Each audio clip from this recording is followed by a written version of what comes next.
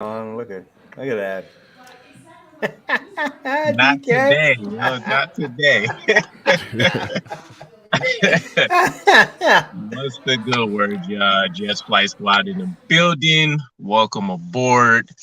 As you know, DKBX Jets. I got my boys, Italy Jet from Everything NYJ, Gunny Gumby, New York Jets Situation Report in the building. It's a good Monday. We're sore, tired, and all of that good stuff. But it's a hell of a Monday. I'm surprised we haven't had as much news really drop about anything crazy so far. I just keep seeing more Aaron Rodgers drama about like the deal's almost done, the deal's not almost done. Right. I'm glad I don't have to deal with all of that right now.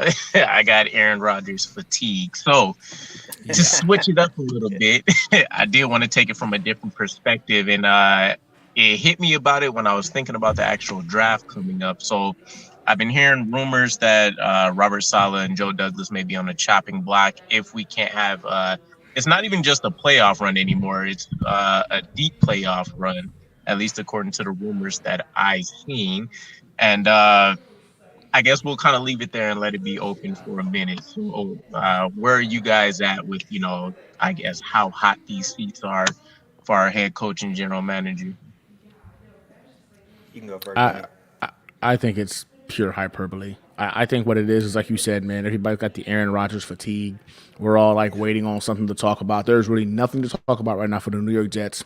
It's literally the Aaron Rodgers hostage negotiations is still ongoing, right? Like it's a wait process, and because of that, I think you got reporters trying to give us something to kind of hold on to until the news actually breaks on that freaking trade.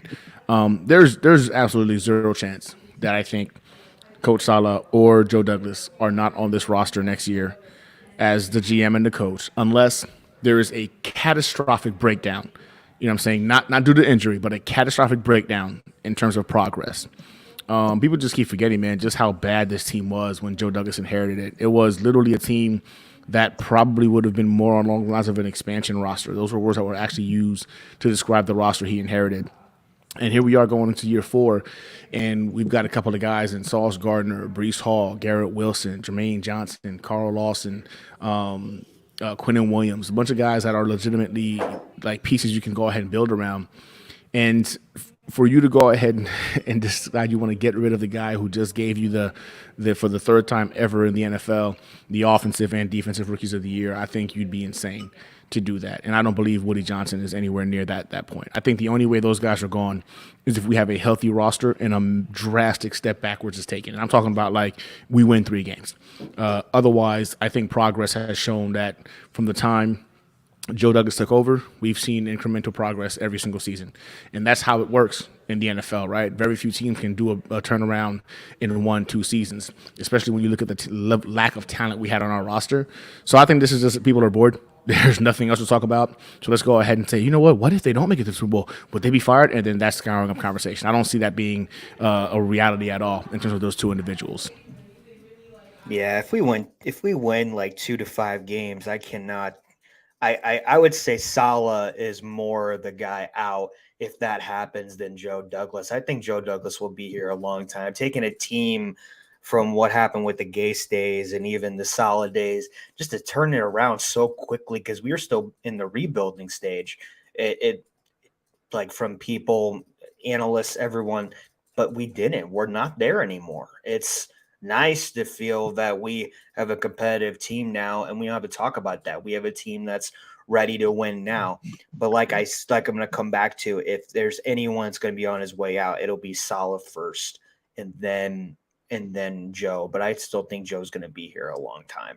And also, let's be honest, I'm sick and tired of hearing all this Odell shit. I'm done hearing about Odell Beckham.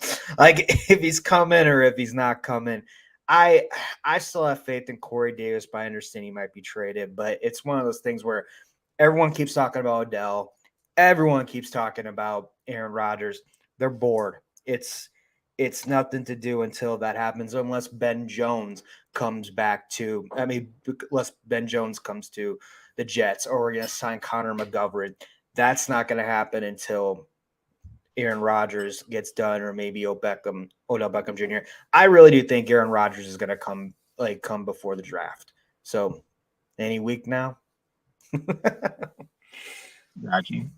Uh, would it change your mind at all knowing that we've kind of seen a transition in how Woody Johnson has been responding when we've had, the few chances to hear him in interviews? So, the first year or two, a lot of it has definitely been we're happy with the progress of the team, draft selections, patience is a virtue, all of that kind of good stuff. This offseason, though, it was vastly different. And I seen the connection to when they were saying we had Eric Mangini in 2008. You hear a lot more of Woody Johnson saying now, we're just a quarterback away. And I'm assuming he's, referencing Super Bowl to that and not necessarily playoffs, but he's referencing we're just a quarterback away. He's talked about how we probably failed in our developmental approach to Zach Wilson initially. And then, of course, we had the whole I'm not issuing a playoff mandate, but I expect a win kind of stuff coming on. So knowing Woody Johnson's past and how quick he is to pull the trigger on shutting down rebuilds, does that change anything that you guys feel about, Joe Douglas or Robert Saleh being out? You can go first, Gunny.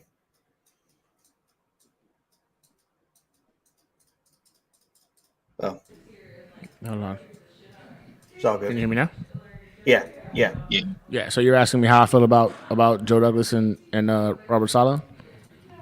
Yeah, so based on kind of the change in Woody Johnson and some of the responses he's had, uh, does that change anything about how you feel Robert Saleh and Joe Douglas feel being in their roles if we don't I really feel like playoffs is where we're at, but he mentioned deep playoffs recently, which worried me a little bit. But does that change anything knowing Woody Johnson's past and how quick he is to pull the trigger? No, not at all. I think Woody himself realizes that this team has come a very long way, right? And if he hasn't seen that, that's just a level of concern we should have as Jets fans. That you're willing to go ahead and bypass a GM and a coach that's shown you progression since they got here. I understand that there is a desire and a mandate to push deep into the playoffs. And I think he's saying that in a sense because he is willing to go ahead and drop this $60 million for Aaron Rodgers. That bone. I think that's where that's coming from in terms of him showing he's all in. He would like to see a return on his investment.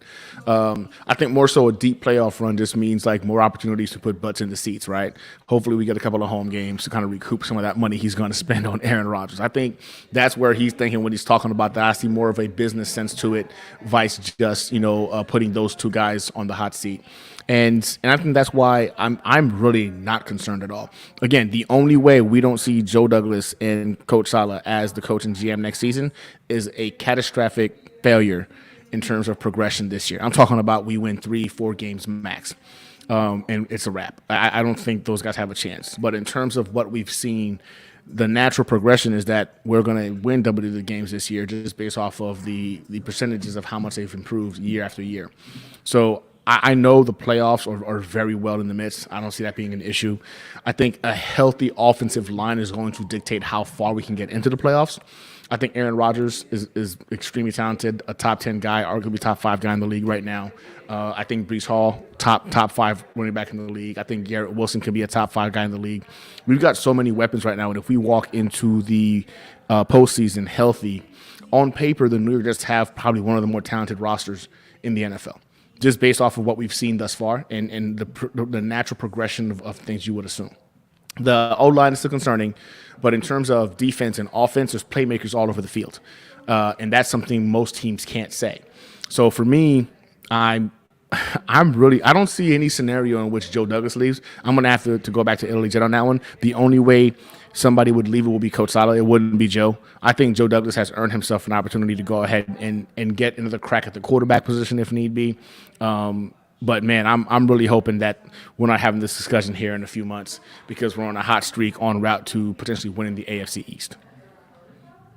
I think he brings up good points. I think, as much as I'm not a Woody Johnson fan, and I've said that many times, I think Woody Johnson has done a good job of letting Joe Douglas and Robert Saleh do good things in house, and especially letting Joe do his job, letting Saleh do his job. We've seen what happened with Ulbrich in the beginning. We've seen what happened with LaFleur, and I know that didn't work out, but the Ulbrich thing worked out. Saleh is doing things in-house. He wants to keep things tight-knit, and I'm not mad at that. I think he has got his team under control. I think Joe Douglas deserves at least a 10-year extension. I mean, he has done things for this organization that we haven't seen in a very long time. I think Woody hasn't done things for him in a very long time. I don't even remember the last time, maybe even the Hard Knocks days. But overall, this team has a very good roster, and it's only going to get better. I know Rankinson's gone. I know Shepard's gone, but I think we can replace them. I still think we can bounce back in free agency. We can bounce back during the draft. It's just not done yet. I think we got to continue to be more patient. And I know the ticket prices have gone up too, as well. But I think Woody Johnson, from his mindset, as it's got a great product now. He hasn't had that in a very long time. He wants to show it. He's going to pay the compensation. So as much as I'm not a fan, I really do give everyone a pat on the back for what they've done in the last year and a half. Fair enough. I was thinking about this right before I shot the stuff over, and I wasn't swayed one way or the other. There's no real way to like be in the middle, but I seen the arguments for both sides. I think ultimately it's the social media era now, so I really do think it'll come down to hashtag Jets Twitter, right? Because I could still see a scenario where we maybe make the playoffs, but we just barely get like double-digit wins or something. We see Jets Twitter going crazy because maybe Aaron Rodgers isn't throwing for 4,500 yards and 40 touchdowns or something like that. I don't know. I still lean towards the fact that Woody Johnson can be swayed by whatever, flash a visual public, poll of the Jets' satisfaction with the team. If it's not going to be over 50%, I could see a situation where he says, all right, somebody's going to be the scapegoat this year. And then, like you guys mentioned, maybe that ends up being Robert Saleh.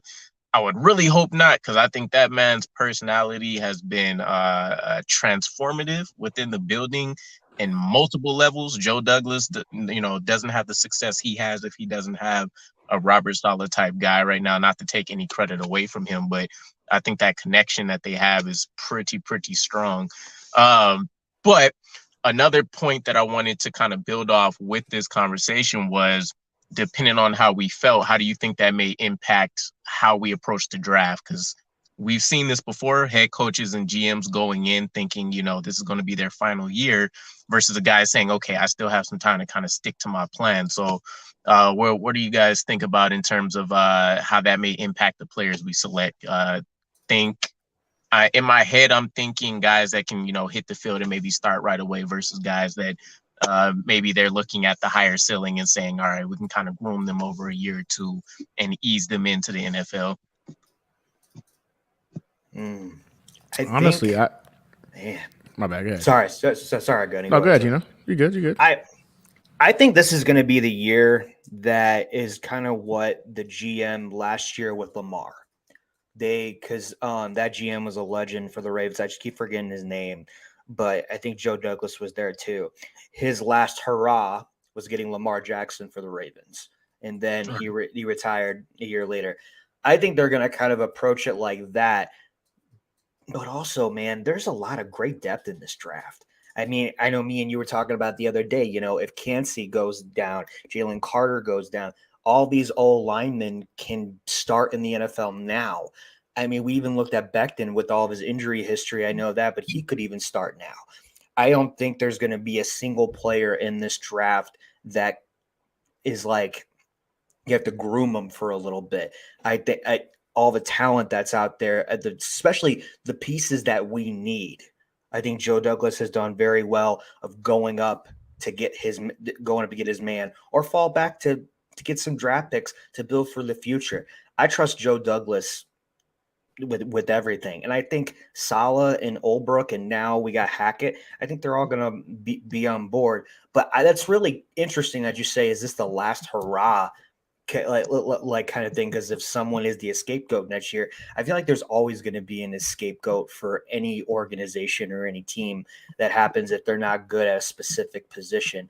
because we've had crappy play for a very long time until recently. So that's the way I see it, and let's hope it doesn't happen like that. But I'm hopeful. I think this is an all in kind of year. And it's not relatively because of them getting fired or let go or anything like that. I think they're going to look at the players who can be most impactful in this year, especially when you're talking about potentially having draft picks later on or being given away next year to acquire an Aaron Rodgers. You don't make an Aaron Rodgers type of move when he's this late in his career without the intention of this being an all-in type of season. And I don't think it's an indication of whether or not Joe Douglas or Coach Salas on the hot seat, or it would alter how he's going to draft. He's going to draft this year based off of what can he put on the field now that can potentially help us get to the promised land. And that's where I think offensive tackle, defensive tackle. I do believe if Jalen Carter falls, that he's going to be the guy at 13. People are saying there's no way, Yeah. the character issues, etc. The way we're operating, they will take a flyer with the 13th pick on that kid's ceiling. And I doubt he gets to 13. If he does, we should consider ourselves lucky. But that's the kind of pick where I don't think Joe Douglas would have done last year. But I do believe this year he will do, based off of primarily the fact that he's an immediate impact on your defensive line. He's going to address the need, and he's going to be a force that allows that defense to actually take a step ahead, vice being the same. So, yeah, in the sense of them changing the narrative, I don't think it's based off of this whole Woody comment or being on the hot seat. I think once they decided they were going to go for Aaron Rodgers, the narrative was get as many talented pieces around Aaron Rodgers right now for us to make a run. And honestly, we kind of have to, right? Because in about 3 years, Garrett Wilson, Sauce Gardner, Jermaine Johnson are getting those fat contracts at premium Brees positions. Hall. So, Brees Hall's you know what I'm the same saying? Like, class, too. Brees, like you're looking at the ability to go ahead and make it count now we have a window. Like the Bills had their window. It's about to expire pretty much after this year because of the amount they got to pay Josh Allen. We have the window now with the reverse, right? We're paying the quarterback now, but we've got a lot of core talent at on rookie contracts, so we can go ahead and make that move. So, yeah, man, I think the moment they decided they were going to go after Aaron Rodgers was, hey, get the most impactful pieces around Aaron Rodgers this season so we can make a push for all of it. Agreed. Interesting. I think I have a bit of a I think it's the opposite approach for me, because I think the way that we've structured these free agency moves, we've essentially kind of gotten all the players that we can go all in, right? When I think about the roster and kind of positions where via the draft, and it's all going to depend on who we select, there's not necessarily a bunch of plug and play pieces you can automatically say, all right, we got a blue chip talent here out of the draft. Here's immediate playing time, right? I think running back, if you think Brees Hall is going to take some more time to recover from his ACL, and maybe they don't want to rush him in right away. You maybe look at maybe a younger running back that can come in, but again, they have to beat out Michael Carter. They have to beat out Bam Knight. Wide receiver, quarterback, tight end, those rooms are covered. Offensive line, if we get Ben Jones, center becomes less of a priority. Tackle, I think Mekhi Becton and Dwayne Brown is a good duo on the left end. You have one guy that's been extremely durable. We know he can play. He's going to come back healthy with 2 arms in Brown. You have Mekhi Becton with the elite upside. We've seen what he did his rookie year.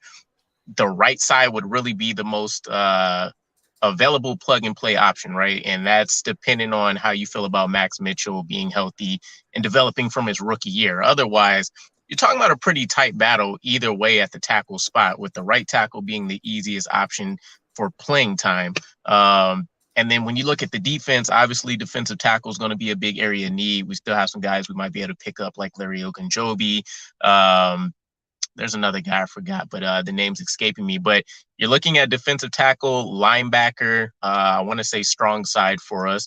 And then you're generally looking at safety as the most available positions that a draft prospect can come in and hit. So I think it'll be hard to necessarily say that we can draft for the right now necessarily, which is why I think it would make more sense to swing for the fences.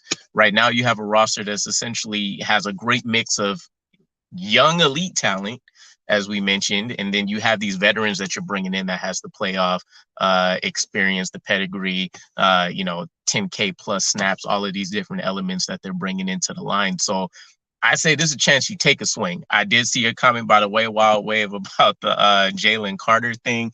I seen that like 45 minutes ago. He's honestly starting to scare me a little bit, just with some of the stuff that's stacking up. I haven't seen a whole bunch about what he has going on, but I do know some of the big key elements that people are concerned about with him is he has taken some plays off, even though he's a game wrecker. Um, he seems to just decide if he's interested in turning the heat on or not. Of course, the character concerns. It wasn't just this most recent issue. He was also arrested for something with a gun previously, if I remember correctly. And I think there was one more thing, but yeah, between all that and then I seen him saying that he's not planning on visiting with teams outside the top 10 because his I agent just is saw not it. certain that he's not dropping out, which he may not be wrong, but I can see that rubbing a bunch of teams the wrong way as It's a well. Yeah, that's a a big huge one. question That's mark. a big one. That's a big question Oh, mark that's for a me. big one. Like I just saw it. Like I just saw. I think it was who said that. Wild Ian Wave Rappaport. said Are that. you So I are jumped you on on Ian Twitter. Rappaport? Yeah, Tweeter. I'm actually on it right now. Yeah, me too. And I jumped on Twitter, right? And I'm like, he said what? And I saw it, and I'm like, oh, so you mean to tell me you already have character issues? You had a horrific pro day, Yeah. People are already saying you're lazy. You don't take the game as seriously from snap to snap. You know what I'm saying, for a whole game. And now you're so arrogant as to say I'm not wasting my time to talk to other NFL teams in the first round, outside of the Yeah. top 10. You're right. What? Like to me, I think is where he's I not draw worth the the line. risk. I'm starting to get I draw the I'm line starting to now. get a lot of overhyped about this kid, and maybe he's afraid of exposing himself in ways he's not ready to do. Whenever you're hiding this much from individuals who might be asking you too many questions or the right questions, I'm sorry, man. Like this, I was already concerned about it going purely off of his talent. But yeah, you're right. His efforts is not been there consistently on tape. If you watch the tape, you watch this and you're like, my God, this kid's elite. Then you watch other plays and you're like, how is he getting pushed around or doesn't? The effort is lackluster in certain plays. The character issues are a huge concern, right? But again, you look at the talent, you want to make the bet. Then you do bad at your own pro. This was in the combine. This was at your own pro day, right? You're overweight, you're slow, you weren't prepared. Like this was, and now this, yeah, nah. To me, I'll pass. Yo, I'll pass. on his pro day, I was watching his pro day. I saw some of his coaches just look at each other like, I'm so happy he's not here anymore. I don't like looking at that. But I mean, it is what it is though. But I think Gunny brings up a good point. If he and it goes back to what Wild Wave said. I was thinking the exact same guy. I was thinking of Jamal Adams, Marcus May, thinking of another guy as well, Copels. I mean, Copels was kind of like that guy for us. So I don't need another guy. We don't need another guy like that. We have a great leadership group. They're all sticking together too. I mean, you could tell with the Moore situation, they stuck to their guns on that one. We don't. You're banking on yourself, Carter, and it's not working right now. And it's just going to get worse before it gets better. Yeah, you kind of need to stack together some positive momentum if you're going to make a move like that or be a guy that doesn't have question marks already. It's pretty concerning, and it shows a lack of awareness because I'll give him that, at least from what I checked out, it wasn't necessarily that, maybe it was his idea or anything like that. It seems like he came from his agent, and Jalen Carter was like, yeah, let's roll with it. So it shows an extreme lack of awareness to me because you don't know which team might want to trade up to come and get you as the guy that for the longest has been projected as the best player, quarterbacks and all included. So I don't know. It's a bad move. Hopefully he turns it around. I hate to see talents like that kind of, flame out and waste their career. It reminds me a lot of like a Josh Gordon in a way. Yeah. So hopefully he doesn't end up going down that path. But at 13, going back to Gunny's point, I mean, all of this stuff is pretty concerning to me. I don't a big part of me says that Robert Saleh would be the guy, especially with the system. We do a lot of rotations. It's not like he's going to be seeing 90% of snaps anyways. it seems like it would be one of the better situations where he could potentially go to, be insulated. You have guys that have already had a hard time and have started to have a bounce back. Mekhi Becton, you have Justin Hardy, who's been a strong leader, even though he's like a very specific role player, is just a special team guy. You have Michael Carter that's going to be there. Sauce Gardner in the defensive room that's going to try to keep some things in check. Quinnen Williams right next to you. If he's blessing himself, he's going to try to bless you too. So I don't know. A part of me says that maybe this would be one of the best locker rooms he can get into to show him, hey, we don't put up with that kind of stuff here. Here's the effort. Here's the all gas, no breaks mentality. And maybe we can pull whatever flawed character issues he has out of him. But I don't know. It's a shaky deal. I think at 13, though, that's not a crazy swing that anybody will look at and say, like, well, they got a heck of a player, very concerning character issues, but it's a significant overpay. You get the best player in the draft at 13, I think people are celebrating. So if we get to that point, I guess it'll be an interesting debate. But I think he's met with two teams already, the Eagles and whoever picks at 10, I think it was. Maybe that was the Eagles, but I think it's the teams that pick at number 8 and 10. So we'll see. I don't know. I think if it's hard to back this guy up after that, right? It's hard to maybe that's the best way to put it, right? Yeah, who's going to really go out and vouch for Jalen Carter? No. Well, it's one of those things with JJ. I mean, JJ, he should have been picked at a higher, but we went up and he fell to us when we went right back into it, and no one knew what was going on. And he ends up being one of our best draft picks. But this one is just a character thing and work ethic. If I'm Jalen Carter right now, ethic, I would fire my team and get a whole new social media people and a whole new agent just to get his image back. I don't know.